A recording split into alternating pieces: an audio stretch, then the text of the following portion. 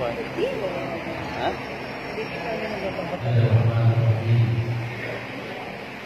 Rabbi shrah li sadri wa yassir li amri wahlul 'uqdatam min lisani yafqahu qawli. Assalamualaikum warahmatullahi wabarakatuh.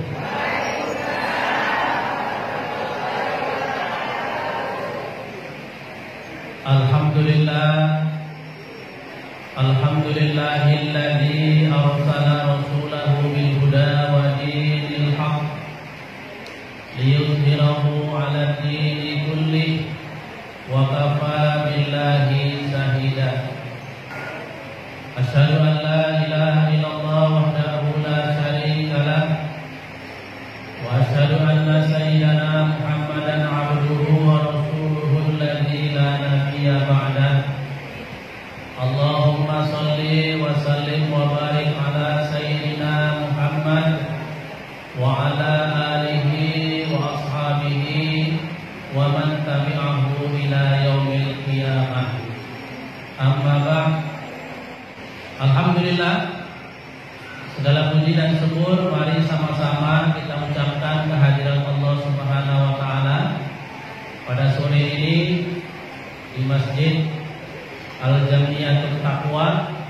Kita bersama dapat hadir, berkumpul, beribadah, bermajelis taklim dalam keadaan sehat walafiat, penuh semangat dan rasa taat, serta dilandasi keikhlasan semata-mata karena Allah Subhanahu wa taala. Hari ini yang hadir semuanya atau kebanyakan adalah ibu-ibu, karena memang pengajian ibu-ibu.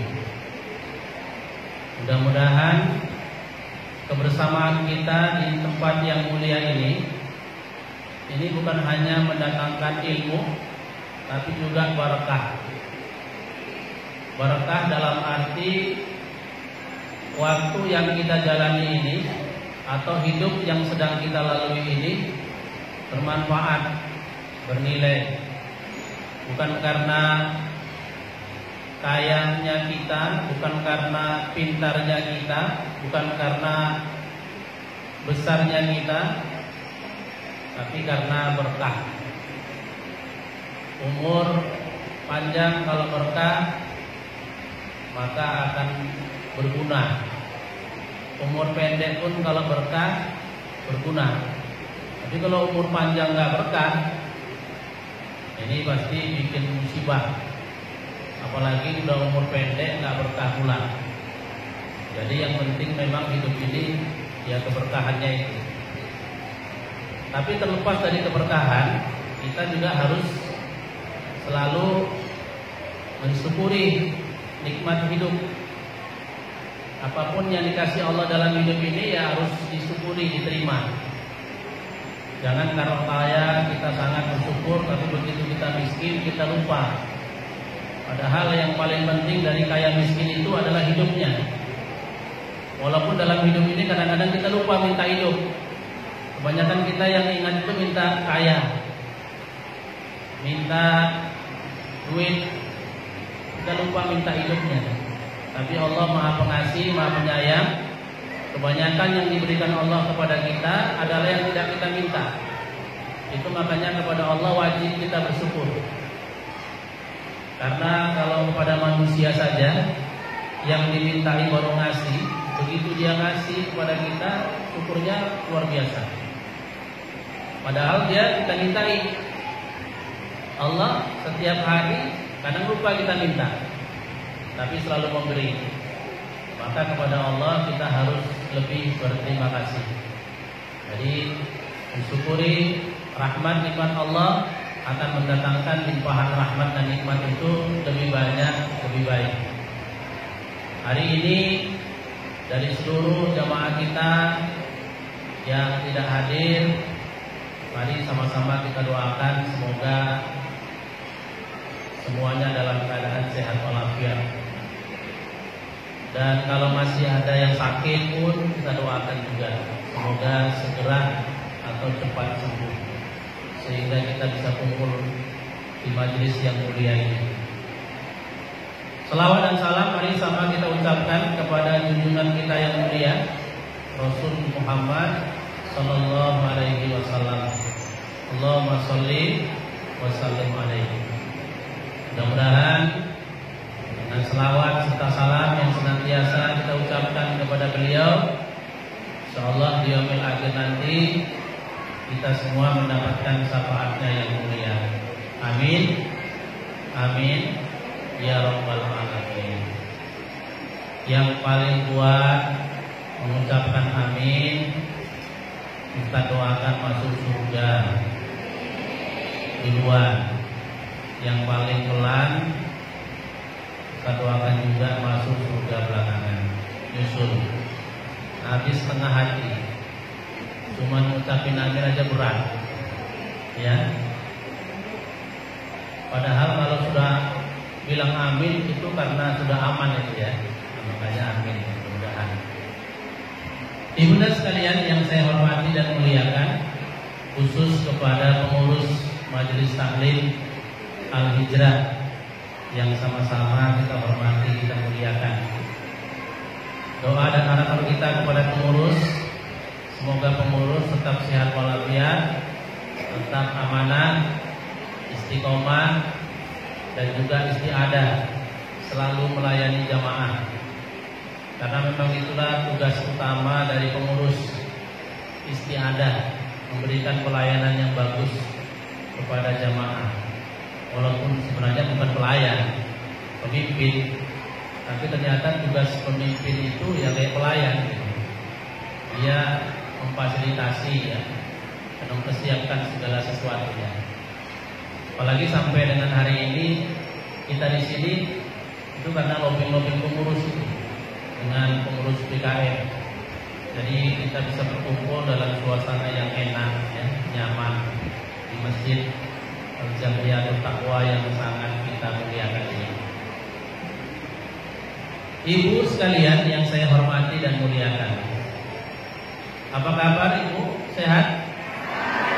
Nah, masih banyak yang nampaknya kurang sehat ya. Ustaz perhatikan itu. Karena kata ahli kesehatan, ciri-ciri orang sehat itu ada dua dalam majelis taklim. Yang pertama, kalau duduknya nggak nyandar, sehat aja. Nah, tapi kalau duduknya sikit-sikit nyari sandaran, kawannya pun jadikan sandaran pula, berarti kurang sehat. Ciri yang kedua orang yang sehat dalam majelis taklim, kalau duduk nggak tunduk ya, kalau nggak tuh, kemudian kalau tunduk nggak ngantuk, itu sehat. Tapi kalau melihat Ustaz udah dua bayangan, iya, dua Ustaz tuh, nah berarti udah nggak sehat. Silakan diminum aqua yang ada di depan, karena barangkali butuh oksigen. Silakan dimakan kue yang sudah dihidangkan. Tapi biasanya kalau ibu-ibu nggak mau makan kue itu, nah yang dipikirin, nah itulah dia memang. Itulah kelebihan ibu-ibu dari bapak-bapak. Makanya rata-rata di pengajian ibu-ibu kue banyak. Pengajian bapak-bapak nggak ada kuenya. Iya, karena bapak-bapak itu nggak pernah mikirin keluarganya. Itu bawa pulang itu malu, kadang-kadang gengsi. Itu kalau ibu-ibu dikasih satu minta dua, dikasih dua minta semua. Mudah-mudahan apa yang ada pada hari ini menjadi rezeki kita juga berkah untuk keluarga. Amin. Amin ya Rabbal Alamin. Ibunda, waktunya singkat, makanya kajinya pun pendek. Saya pada kesempatan ini hanya ingin menyampaikan materi kajian tentang 3 amal yang tidak akan ditimbang di yaumil kiamat karena kehebatan amal. Ada 3 amal yang tidak akan ditimbang di hari kiamat, hari akhir, karena kehebatan nilai amal. Apalah amalnya itu. Jadi Ustaz mau kasih tahu biar kita bisa juga beramal sehingga nanti di akhirat luar biasa ya pahala kita itu. Enggak ditimbang karena enggak ada timbangannya. Nilainya itu yang tahu hanya Allah. Dalam satu riwayat, dalam satu hadis Rasul sallallahu alaihi wasallam menyatakan salah satu amalin laisa laha mawazinu yaumal qiyamah li azamatiha. 3 amal yang tidak akan ditimbang, tidak ada timbangannya di hari kiamat karena kebesarannya, karena kehebatan nilai amal itu. Apa 3 amal itu? Pertama, al-afu anin nas, memaafkan kesalahan orang lain. Amal pertama yang pahalanya tidak bisa diukur karena hanya Allah yang kasih adalah memaafkan kesalahan orang lain. Apa dalilnya? Kita lihat nanti dalam surah Asy-Syura tentang musyawarah ayat 40. Bismillahirrahmanirrahim. Wa jazaa'u sayyi'atin sayyi'atun mithluha faman afa wa aslaha fa ajruhu 'ala Allah. Innahu la yuhibbuz zalimin. Balasan bagi satu kejahatan dibalas dengan kejahatan yang sama. Jadi kalau ada orang menyubit kita, balasannya cubit balik. Paman apa? Tapi kalau ada orang memaafkan, kemudian malah berbuat baik, ya udah maafkan, udahlah damai kita ya. Fa ajruhu 'ala Allah. Balasan pahalanya itu hanya Allah yang tahu. Artinya hanya Allah yang kasih. Jadi kalau kita buat baik itu kan biasanya berapa pahalanya? Kalau yang sunnah 10, kalau yang wajib 70, lebih besar daripada yang sunnah. Untuk memaafkan orang nggak bisa diukur pahalanya, hanya Allah yang tahu. Kenapa seperti itu? Karena memaafkan itu sendiri pun susah untuk dilakukan, susah mengukurnya. Orang bisa maafkan orang, apalagi salahnya itu bukan kecil besar ya. Salahnya itu bukan hanya menyakitin diri sendiri tapi keluarga. Rasanya kan susah untuk maafkan. Karena begitulah besarnya, sulitnya, susahnya kita maafkan orang. Tapi kita maafkan, Allah kasih suatu pahala yang gak bisa diukur. Pahala yang luar biasa, digoiri hisab, tanpa batas. Itu makanya jangan pelit kali maafkan orang. Ya, minta maaf bagus, memberi maaf lebih bagus.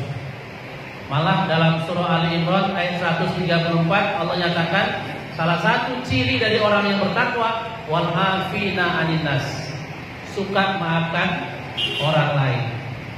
Nah, itu makanya mari kita bersih maaf-maafan. Ya, jangan marah-marahan. Tapi yang bagus ramah-ramahan. Apalagi seorang istri kepada suami. Ada yang hari ini masih marahan sama suami? Ada? Dari wajah-wajahnya nampaknya ada, cuma nggak ngaku. Ya, jangan ditahan-tahan sampai mati, apalagi sampai kiamat. Ada yang marahan anak sama orang tua sama orang tuanya. Nah sekarang ada yang statusnya orang tua tapi masih punya orang tua. Jangan ditahan-tahan sampai mati, sampai kiamat, jangan. Itu tadi yang pertama, ya, memaafkan manusia. Tapi yang paling utama, maafkan orang yang paling dekat sama kita. Jadi istri, suami saling memaafkan. Kemudian anak, orang tua, anak orang tua, saudara-saudari atau keluarga, usahakan gitu dulu. Baru masuk tetangga, baru masuk lingkungan semuanya. Jangan suka menahan maaf orang atau apalagi dendam. Nanti di akhirat orang yang menahan maaf orang, dendam dia di akhirat, begitu dia mau masuk satu langkah ke surga, ditahan malaikat selama 1000 tahun. Berdiri di situ. Ngapain? Nunggu orang yang berbuat salah minta maaf sama dia. Kenapa? Gara-gara dia nggak makan. Nah, makanya kalau orang sempat datang sama kita minta maaf, makan. Nggak sempat, maafkan aja supaya nanti di akhirat aman. Daripada suruh antri 1000 tahun di depan surga, tinggal satu langkah, antri di situ. Waduh, antri di sini aja susah, apalagi di surga, repot. Yang kedua, amalan yang nilainya nggak ada batasan. Amal itu disebut dengan as-sabru, bersabar. Dalilnya silakan dibaca surah Az-Zumar ayat 10. Bismillahirrahmanirrahim. Innama yutawaffas sabiruna ajruhum bighairi hisab. Sesungguhnya orang-orang yang sabar, balasannya itu nggak ada batas dari Allah. Orang-orang yang sabar, balasan dari perbuatan sabarnya itu nggak ada batasnya dari Allah. Pahala tak terbatas, perilaku sabar. Itu makanya kita bersabar itu nggak ada batasnya. Nggak betul itu kalau ada orang batas sabar 3 kali, dipukul orang 4 kali ya, pukul lagi 2 kali, pukul lagi 3 kali, baru ngamuk dia. Sekali ngamuk malah 10 kali dia pukul. Sabar tuh nggak ada batas. Tapi sabar bukan bodoh, sabar bukan tertipu. Misalnya ini janji jam sekian, ya kita pas jam sekian di situ, tapi yang janji sama kita nggak datang. Kita diam aja di situ nungguin dia, itu namanya bodoh. Sabar nggak seperti itu. Sabar itu orang yang tetap berjalan di atas rel kebenaran. Nah itu dia. Jadi makanya orang yang bersabar ini pahalanya nggak terbatas, karena perbuatan sabar itu sendiri pun nggak terbatas. Sabar itu nanti ada 3 macam tingkat. Yang pertama sabar menghadapi musibah, yang kedua sabar melaksanakan ketaatan, dan yang ketiga adalah sabar dalam mencegah atau melawan kemungkaran. Dalam hadis Rasul mengatakan as-sabru salasa. Sabar itu ada 3 macam, atau bersabar itu ada 3 macam sebabnya. Yang pertama as-sabru 'anil musibah. Sabar terhadap musibah. Apa itu musibah? Inilah yang sering kita sebut dengan ujian dan cobaan. Musibah adalah sesuatu yang tidak menyenangkan yang ditimpakan atau dialami manusia. Musibah yang tidak enak. Kalau yang enak namanya bukan musibah. Yang enak namanya nikmat. Kalau hari ini kita dapat duit, itu bukan musibah. Tapi kalau hari ini kita kehilangan duit, itu namanya musibah. Ya. Dan memang orang tidak akan bisa sabar tanpa ada ujian dan cobaan. Bagaimana orang bisa kita ukur dia sabar kalau nggak diuji, nggak dicoba? Nggak bisa. Misalnya ada kita jumpa orang tidak mengalami apa-apa dia, terus kita katakan kepadanya sabar ya, cocok nggak ya? Ya nggak cocok. Apa yang disabari? Tapi kalau ada orang kehilangan harta, kebakaran, kayak kemarin di Jalan Kepuling, ya, atau yang sekarang sedang viral, ya, ada ulama besar kita, Syekh Ali Jabir, ya, tobat untuk dibunuh.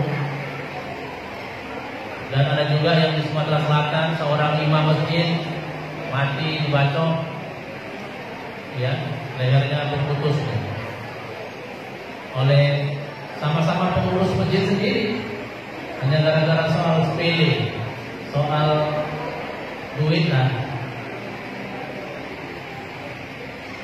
Yang seperti ini keluarganya kita jumpai, kita katakan sabar ya cocok, nyambung.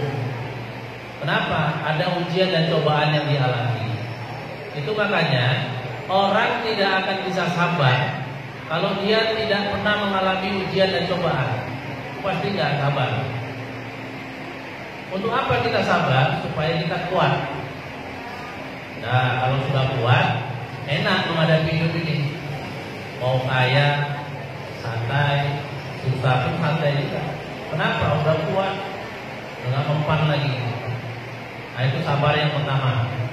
Berapa nilai sabar ini? Kalau sebenarnya sabar itu tidak tahu pahalanya dari sisi Allah. Tapi ada satu riwayat yang Ustaz baca, orang yang sabar menghadapi musibah itu derajat pahalanya sebanyak 300. Ya, sabar menghadapi musibah, derajat pahalanya 300. Satu derajat pahala itu sama tingginya atau besarnya, sama dengan bainas sama'i wal ardh, antara langit dan bumi. Satu derajat pahala. Jadi ukuran satu pahalanya itu sama dengan ruang antara langit dan bumi. Itu berapa puluh atau ratusan kilometer, ribu kilometer. Satu pahala itu. Dia dapat 300 derajat pahala. Sabar menghadapi musibah. Kemudian yang kedua kata Nabi, as-sabru 'ala ta'ah. Sabar dalam melaksanakan ketaatan. Yang dikatakan dengan taat itu adalah kebaikan, perintah agama. Contoh sabar dalam melaksanakan ketaatan ini misalnya melaksanakan sholat, sabar. Sholat itu walaupun waktunya pendek, ya, caranya juga tidak terlalu lama, tapi berat itu bagi orang-orang yang memang tidak ikhlas, ya, tidak khusyuk. Sabar dalam melaksanakan ketaatan. Apalagi puasa, nahan makanan, ya, kita dalam keadaan lapar, makanan ada di depan kita tahan. Nah, ini sabar dalam melaksanakan ketaatan. Nilai pahalanya hanya Allah yang tahu berapa sebenarnya. Tapi dalam satu riwayat dikatakan orang yang sabar dalam melaksanakan ketaatan perintah agama itu mendapatkan derajat pahala sebanyak 700 derajat pahala orang yang sabar dalam melaksanakan ketaatan. Yang ketiga, as-sabru 'anil maksiat. Sabar menghadapi maksiat atau kemungkaran. Apa yang dikatakan maksiat, kemungkaran ini kejahatan. Setiap hari kita nggak lepas dari yang namanya kejahatan depan mata kita ini. Orang-orang yang tidak bagus. Sabar kita menghadapinya. Kadang-kadang yang jahat itu bukan orang luar, orang kita sendiri, orang rumah. Nah, itu repot. Nah, gimana itu? Kita rajin sholat, tapi pasangan hidup kita, keluarga kita nggak mau sholat. Kalau kita suruh membantah, melawan, nanti bisa ribut, keluarga nggak harmonis. Gimana? Sabar, ya. Tapi sambil berusaha terus. Sabar sambil berusaha. Jangan sabar ya udahlah. Memang dia nggak mau, ngapain dikirim? Nggak bisa gitu. Sabar yang sebenarnya itu tetap berada dalam koridor agama. Jangan pernah berhenti. Nah, orang yang sabar dalam menghadapi maksiat ini berapa rupanya derajatnya? 900 derajat pahala yang dijanjikan oleh Allah Subhanahu wa taala. Dalam riwayat, walaupun sebenarnya orang sabar itu nggak tahu berapa pahalanya, yang tahu hanya Allah. Tapi dalam satu riwayat dikatakan sabar dalam menghadapi kemaksiatan, kemungkaran 900 derajat pahalanya. Nah, jadi mudah-mudahan memahami hadis ini kita semuanya bisalah bersikap sabar dalam menghadapi hidup dan kehidupan ini, supaya apa yang kita hadapi ini, ya, kita jalani ini bisa enak kita menghadapinya. Orang yang sabar tenang-tenang aja. Tapi kalau orang yang tidak sabar pasti bawanya gelisah. Ini amal kedua. Amal yang terakhir. Nah, biar cepat pulang kita ya. Tapi tidak mungkin juga cepat pulang. Amal yang terakhir itu sudah sekalian, yang pahalanya nggak terbatas, as-saum, atau asyam. Nah, di sini ada Ibunda Hajjah siam. Betulan. Apa artinya asaum atau asyam? Berpuasa. Berpuasa termasuk amal terakhir yang pahalanya nggak terbatas. Allah berfirman dalam hadis qudsi. Hadis qudsi ini hadis sahih riwayat Imam Bukhari. Kullu amali bani Adam lahu illa siyam. Fa innahu li wa ana ajzi bih. Kata Allah, semua amal anak Adam, amal manusia itu untuk dia. Pahalanya untuk dia, nilainya untuk dia, kecuali puasa. Puasa untuk aku, kata Allah. Aku yang akan membalasi berapa pantasnya pahala puasa untuk dia. Itu makanya orang yang berpuasa, rajin berpuasa, itu pahalanya tidak terbatas. Saya yakin kalau ibunda sekalian atau ibu-ibu itu makhluk Allah yang paling rajin puasa. Betul nggak? Nanti jangan terbalik. Maksud saya jangan kebanyakan puasa sunnah, tapi yang wajib malah nggak dipuasakan. Ada itu. Nggak di sini, nggak dekat sana. Senin Kamis nggak pernah tinggal. Pertengahan bulan nggak pernah tinggal. Puasa tahunan nggak pernah tinggal. Giliran puasa pondok tiap tahun tinggal. Itu nggak betul juga. Kalau rajin puasa, selesaikan dulu yang wajib, banyakkan yang sunnah. Nah, yang seperti waktu. Jadi jangan rajinnya kerjakan yang sunnah, yang wajib enggak. Kenapa? Karena tetap sebanyak apapun yang sunnah kita kerjakan, nilainya tetap nomor 2 daripada yang wajib. Enggak selesai juga nanti yang wajib. Nah, jadi berpuasa ini bagus. Apalagi kalau kita lihat dalam sejarah, ibadah puasa termasuk salah satu kebiasaan Nabi dan Rasul. Apalagi Nabi Muhammad, perhatikan.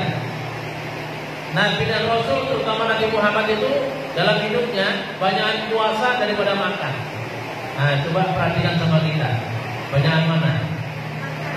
Nah, tuh 7 kali, ya. Banyakan makan daripada puasa. Kadang-kadang Nabi Muhammad itu ibunda berpuasa bukan karena semata-mata ibadah, tapi berpuasa karena situasi. Pulang ke rumah, assalamualaikum, ya istriku, wahai istriku, ada makanan di rumah? Gak ada ya Rasul. Udahlah, saya puasa. Nah, jadi kalau sekarang kita kan sedang susah nih, karena situasi musibah COVID ini kan sekarang sedang susah. Makanan payah, kalaupun payah agak ragu-ragu kita makan, ya kan? Apalagi yang model dipegang-pegang sama orang, ragu kita makannya. Gimana? Tidak steril, nanti kena kuman, kena virus. Udahlah, menghadapi yang seperti itu gak usah marah-marahan, gak usah merepek sana kemari, puasa. Makanannya ada, tapi karena takut, karena khawatir, puasa. Nanti jelas-jelas gak ada lagi makanannya. Jadi banyak berpuasa itu termasuk salah satu kebiasaan Nabi dan Rasul. Makanya orang yang rajin berpuasa, ini levelnya, ya, tingkatnya itu udah hampir-hampir kayak Nabi dan Rasul aja, rajin puasa. Ya, di sisi ekonomi orang yang rajin puasa itu jadi hemat ya, tabungannya jadi banyak. Asal jangan buka puasanya balas dendam. Ada orang itu buka puasa balas dendam. Biasanya setiap hari kalau beli makanan minuman cuma 1 macam 2 macam, itu begitu buka puasa 10 macam pulang langsung. Nah ini namanya boros. Lalu juga lah, boros juga. Nah jadi yang ketiga, kalau mau dapat pahala yang tak terbatas dari sisi Allah, yuk rajin-rajin kita puasa. Tapi tuntaskan dulu yang wajib, baru masuk yang sunnah. Insya Allah siapa orang yang rajin berpuasa, Allah akan janjikan pahala yang tak terbatas. Itu makanya 3 amal.